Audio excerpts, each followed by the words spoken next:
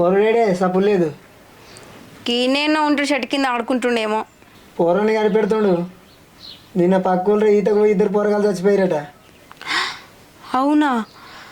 గీని చెట్టు కింద గోటిలాడతాను వేయండు తోలుకత్తాగు.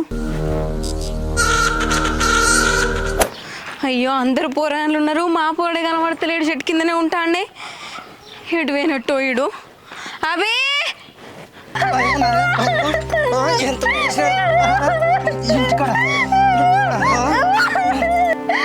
నేనేమన్నా కావాలని పెట్టినా? కావాలని కాదే, ఏం పని చేసినావే? పొరం దగ్గరనే కానీ ఉన్నది అంతటి తేలానే. గా మీరాడకడికి తేలాలే నువ్వు అటుకో. నేను గా ఊరవతల చెట్ల కింద కింద ఆడుతుండే చూసి వస్తా. నడు.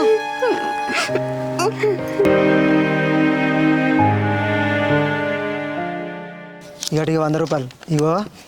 ఏడికి పోయినవరని మమ్మీ అడిగింది అనుకో, ఇంకా ఊరవతల చెట్ల కింద ఆడుతుంటే డాడీ తోలుకొచ్చిందని చెప్పు.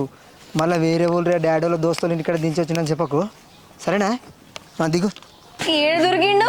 వీడు ఊరవతల చెట్ల కింద ఆడుతుండే, మనమేమో ఊరంతా తేలాడుకుంటూ టెన్షన్ పడుతున్నాం. అరే మళ్ళా నువ్వు తిరిగిపోయావు అనుకో, నీ కాళ్ళు ఇరుకొడతామనుకుంటున్నావు. కానీ ఇంట్లోకి నడు. ఏడికి పోయినవురా? చెప్పి పోవాలి కదా. బయటకు పోతే నువ్వు గీన్ని ఆడుకుంటున్నావేమో అనుకున్నాం. ఊరంతా లేంకిరాం నీ గురించి. మమ్మీ 100 రూపాయలు. 100 రూపాయలు ఎక్కడిరా? డాడీ పక్కూళ్ళే అలా దోస్తుల ఇంటికాడ దించొచ్చిండు. అడిగినందుకు నాకు 100 రూపాయలు ఇచ్చిండు.